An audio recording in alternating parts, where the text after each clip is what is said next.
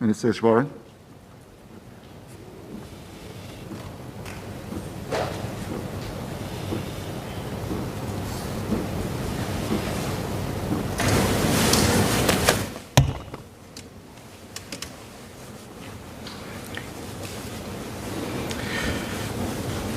Thank you, Mr. Chairman. Let me start by thanking all the members who have spoken for their questions, suggestions, some for their wistful reminiscence of a bygone era of letter writing and pen pals, and also, above all, for their active interest in and support for the work of the Ministry of Communications and Information. Sir, the past year has been marked by discontinuities and disruption in our schools, our workplaces, our homes, and our lives. In many ways, it has been a period of profound learning, adjustment, and adaptation. 2020 saw years of digital transition occur in a matter of months. Digitalization is here to stay, and digital technologies can be a force for deep and lasting good. Most of us have experienced this firsthand. Families staying in touch with loved ones, students and teachers engaged in virtual lessons, employees working from home, businesses and customers transacting online.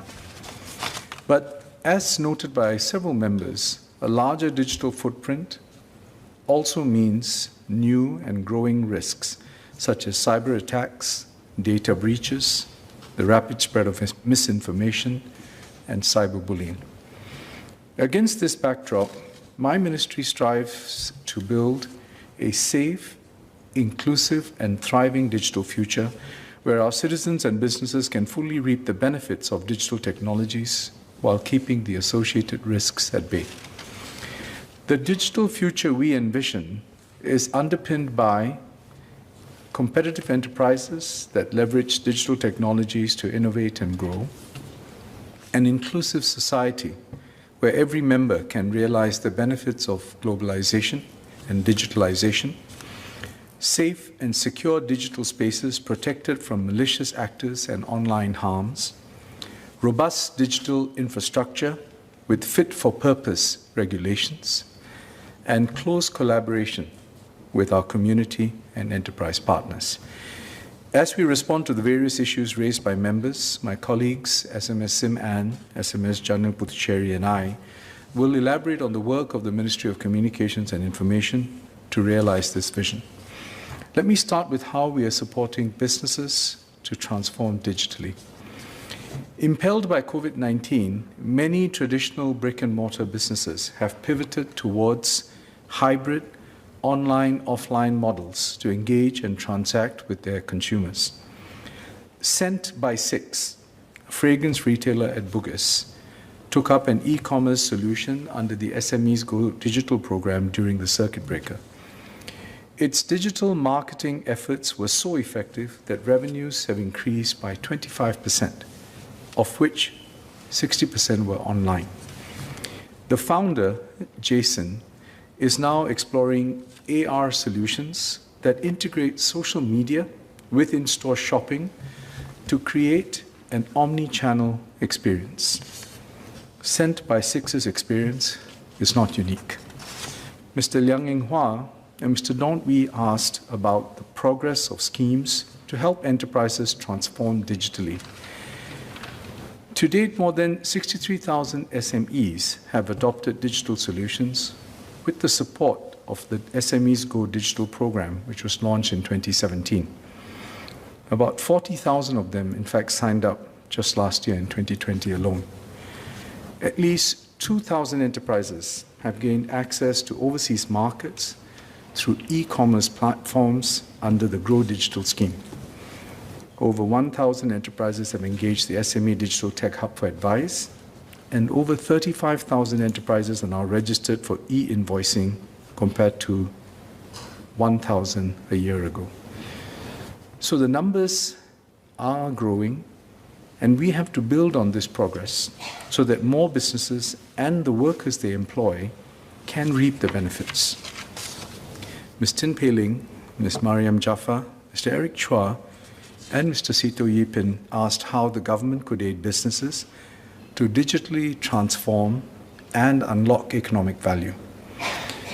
MCI and IMDA will ramp up efforts to both broaden and deepen the digital reach among our SMEs. We will support enterprises at every stage of growth, from startup to scale up, to seize opportunities and realize the potential of emerging technologies and data.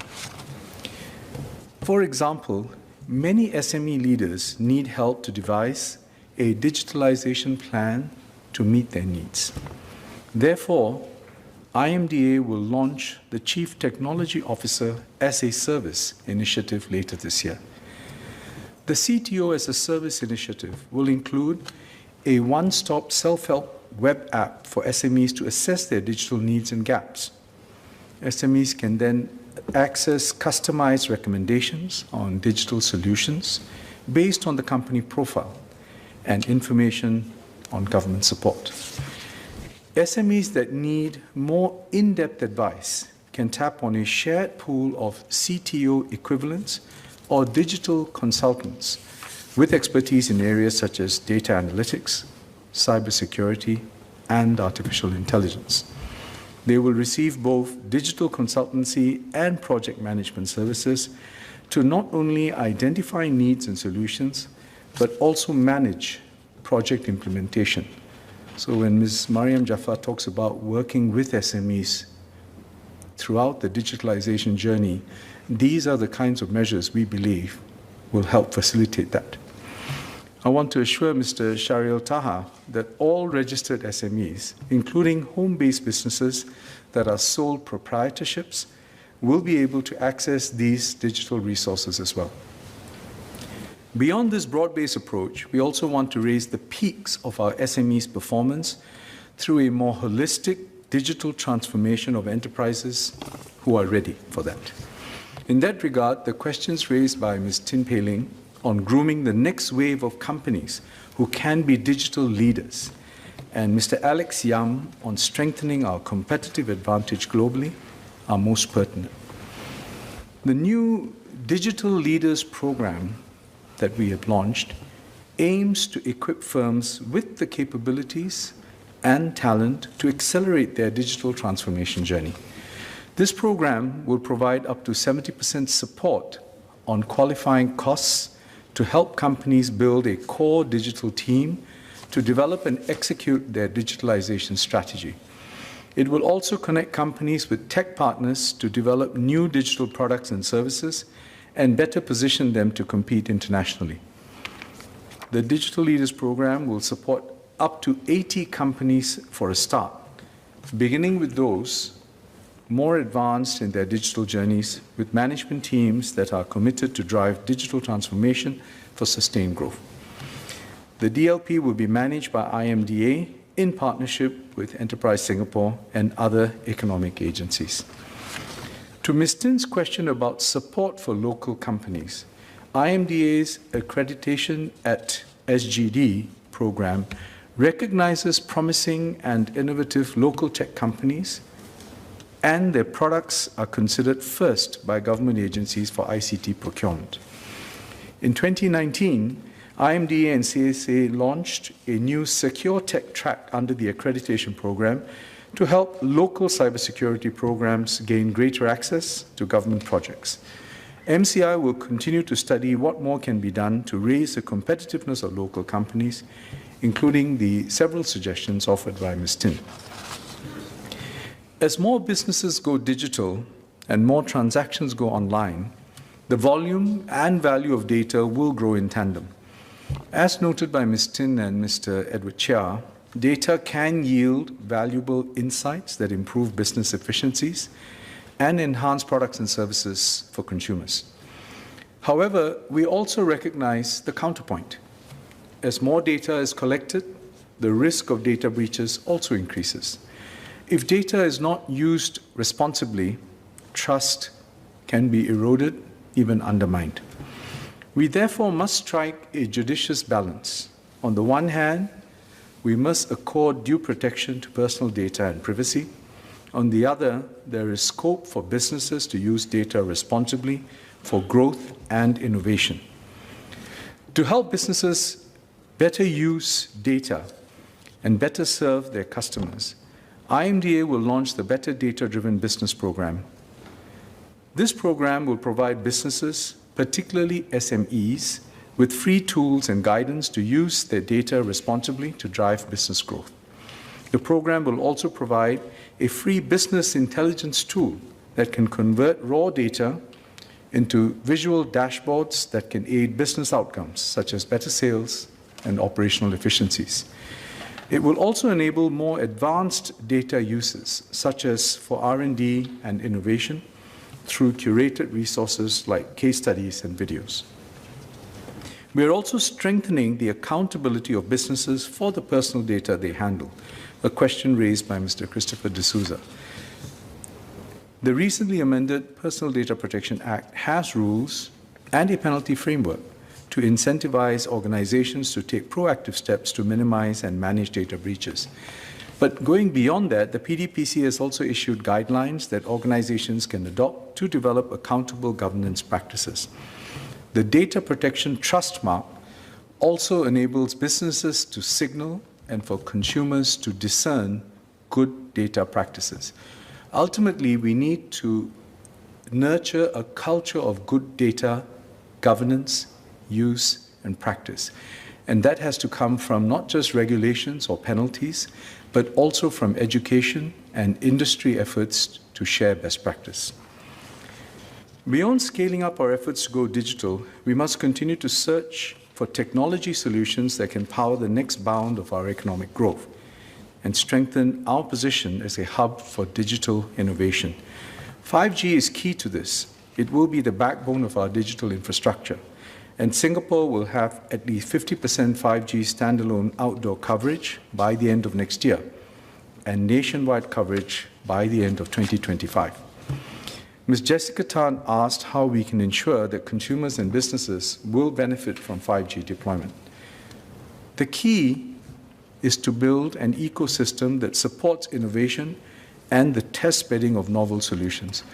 It's not just about providing the infrastructure, but it is in catalyzing the collaboration between solution providers, service providers, and end users to come up with validated use cases. IMDA will facilitate such test bedding through facilities such as Pixel, the 5G Living Lab, and initiatives such as the Open Innovation Platform. Under the Research, Innovation and Enterprise 2025 plan, MCI will work with partner agencies to drive the co-creation and commercialization of intellectual property and enable capability transfer between research institutes and enterprises. Translation will be a primary focus under RIE 2025, and MCI will work with partner agencies to drive the co-creation and commercialization of intellectual property, whilst enabling capability transfer between our research institutes and enterprises, to have that virtuous interaction between our public sector R&D effort with private sector value creation. And this is how we are building up our local ecosystem for digital innovation, one of the points raised by Mr. D'Souza. We want to go further in driving ground-up digital innovation.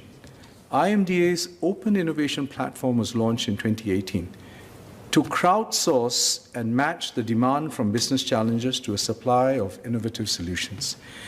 It has grown into a vibrant ecosystem with over 10,000 registered users. Over 190 challenges have been launched, and over 60 solutions have been successfully developed. And we will invest $50 million over the next 5 years to enhance the capabilities of this platform. This will help more enterprises access innovative solutions and accelerate the deployment of digital innovation at scale. IMDA will also co-fund the prototyping of matched challenges to help innovative tech companies expand their market base. Mr. Chairman, even as we pursue these exciting opportunities, we must pay heed to the very real concerns of mature workers and seniors, and also our youth and fresh graduates over the accelerated pace of digitalization. They worry if they will have a place in this digital future, especially if they do not have backgrounds in tech or an inclination for engineering and software development. Mr. Sharialtar raised a similar point, asking how we can further support mature workers or those who have no ICT background enter the tech sector. So we are intensifying our efforts to create good jobs for Singaporeans and equip our workforce with digital skills. Under the SG United Jobs and Skills Program, there were more than 18,000 available opportunities in the Infocom sector as at the end of last year. Of that, more than 10,000 were for job openings, so going beyond training and apprenticeships. Since 2016, over 8,000 Singaporeans, from fresh graduates to mid-career professionals, have been placed in ICT jobs through the Tech Skills Accelerator program. I met Nurul Baizura, a part-time undergraduate, who was selected to participate in Google's Skills Ignition SG program. She previously worked at a data storage company handling network infrastructure and patching. Today, she is learning skills in an entirely new area, cloud technology, and she is passionate about her role as a cloud engineer. Last year, we also launched the TESA Mid-Career Advanced Program to train and transition workers in their 40s and 50s into tech jobs. Ganapati, who I also met recently, is a mid-career project manager who was previously from the education sector. Though he lacked the technical expertise, Gana joined the program with NCS, one of our tech company partners, in 2020, and he is well on his way to becoming an applications consultant. We will continue to expand our TESA program to develop more local talent in areas such as digital marketing, as well as for more tech-intensive roles in product and software development. These programs will provide a wide spectrum of Singaporeans, like Nurul and Ghana, with more opportunities to develop their careers in such roles across the economy. Several members have emphasized the importance of attracting talent to this talent-starved sector. This is a global challenge.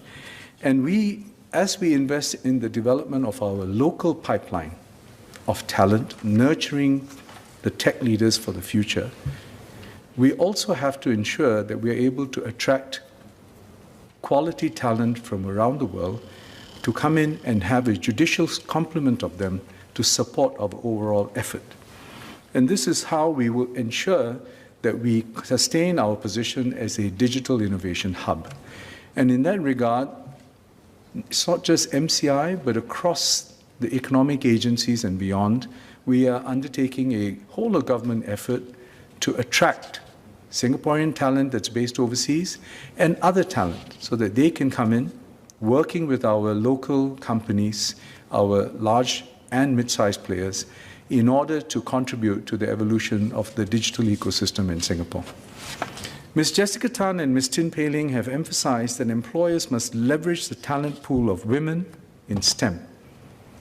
I fully agree. MCI aims to grow the ICT talent pipeline, and this includes attracting more women to join the sector. In collaboration with community and industry partners, IMDA launched the SG Women in Tech initiative in 2019 to encourage more women to explore careers in tech. There has been good momentum, with the movement reaching more than 117,000 through activities and events such as SG 100 Women in Tech. The signs are promising. In 2017, 28% of the intake to information technology courses in our local universities were female. This figure increased to 35% in 2019. So the momentum is there. I think the message is getting through, and certainly we need to enlist the help of some of our women tech leaders, including the likes of Ms. Jessica Tan and Ms. Janet Tang and many others in this house and without, to get this message out and encourage more women to consider a career in tech. More broadly, we want all Singaporeans to be able to participate meaningfully and safely in online engagements. And that is why we established the SG Digital Office in June last year and launched the Hawkers and Seniors Go Digital program. So far, about 10,000 hawkers off a base of about, I think, 18,000 or so, and stallholders have adopted e-payment solutions. The volume and value of transactions has grown fourfold from June 2020 to today. Ms. Cheng Li Hui and Ms. Sylvia Lim inquired about the impact of the Seniors Go Digital program. The SG Digital Office has trained about 69,000 seniors in digital skills, as well as measures to safeguard themselves against risks on the internet. But I want to emphasize, and in response to Ms. Sylvia Lim's point, it's not just about numbers. Numbers are important because we do want scale, but we, more importantly, want skill. We want to imbue our seniors with the confidence and the comfort to navigate technology and use it to derive benefits that will enhance their lives. As the member and others would appreciate, this is not an easy task, but one that we are fully committed to, and it is a journey with rich rewards, but we have to make the effort. And we would welcome any suggestions that the member or others may have to further strengthen the message and its impact on our community of seniors. SMS Siman will elaborate more on the work done by ESG, IMDA, and other government agencies with respect to the work we're doing in the heartlands. Our seniors and hawkers are excellent role models. They demonstrate that young or old, big or small, whatever our background, with the right mindset and can-do spirit, we can all make the digital transition. Our libraries play a critical role in nurturing that spirit of exploration and learning among all Singaporeans. Ms. Hani So and Mr. Eric Chua asked how our libraries are staying relevant in a world that is digital. For some time now, but especially in the last year, NLB has expanded its digital resources and collections, introduced digital storytelling for children, and conducted online programs for all ages, including seniors. NLB produced learning packages on subjects like pandemics, provided home access to digital newspapers, and conducted a series of webinars on topics ranging from cybersecurity to health and wellness. As a result, since April last year, there has been a 145% increase in e-database usage and a 32% increase in digital loans. For the longer term, NLB will continue to explore new ways to provide reading and lifelong learning opportunities for all Singaporeans and nurture and inform citizenry. Informed by public feedback and its own experience, NLB has developed the Libraries and Archives Blueprint 2025 to reimagine the service models of libraries and archives of the future. What we have today is a precious resource that has adapted and innovated in response to consumer needs. And now we're thinking ahead to the next phase and how our libraries can continue to evolve with the needs and the times. SMS Siman will provide more details. Like NLB, as more engagements shift to the digital space, individuals and businesses will be exposed to more risks and online harms. So it is incumbent that our digital spaces are kept safe and secure, with members of online communities protected from malicious actors and other harms. Mr. D'Souza, Ms. Jessica Tan, and Mr. Alex Yam have asked how we are safeguarding our critical systems against sophisticated threats and disruptions to operations. The security of our digital systems is critical because they are the very foundation of our digital economy. Hence, we will do our utmost to lay a strong digital foundation, a communications infrastructure that is secure and resilient, and legislation that is robust and fit for purpose. We will also continue to safeguard our digital space to protect our people from the harms inflicted by malicious threat actors. Members would recall the SolarWinds cyber attack uncovered in December last year, which affected about 18,000 organizations, including US government agencies and Fortune 500 companies. Such incidents serve to remind us that cyber threats are real, trans-border, and constantly evolving. To derive the benefits of digitalization, we must be ever vigilant against cyber risks, and we need continuous and sustained efforts to strengthen our cybersecurity posture. SMS Janil will elaborate further. And to build on trust in online spaces, we must also ensure safeguards against harmful online content that may harm individuals and divide society. Our regulation and public education efforts have helped Singaporeans deal with potential dangers online, such as misinformation. But the threat is constantly changing. MCI and MHA are therefore studying how to enhance our regulations to deal with serious online harms and their real-world effects on society. We will share our findings and recommendations in due course. Ultimately, the first line of defense in our fight against misinformation is a well-informed citizenry who receive accurate communications from reliable sources in a timely manner. Mr. Seah Kian Peng, Mr. Sito Yipin, Mr. Liang Yinghua, and Mr. Don Wee have asked how the ministry is ensuring that groups with different needs can access reliable information. This has been our foremost communications challenge in battling COVID-19. Our focus was to broaden and deepen the reach of government communications by leveraging both traditional and newer digital platforms. This was to ensure that all segments of our population were informed of key developments of the pandemic, why certain measures were necessary, and how they could play their part to protect the health and safety of all Singaporeans. The mainstream media played an important role in this national effort.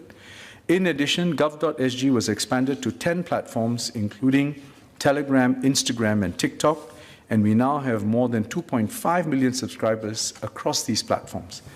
The gov.sg WhatsApp channel grew exponentially from 7,000 subscribers in January 2020 to 1.2 million today. We also work with the People's Association and Silver Generation Office for face-to-face outreach to those who may not have access to or use digital media. These communications efforts have been well received. Polls conducted by Reach indicate that more than 8 in 10 are satisfied with the information provided by the government on COVID-19.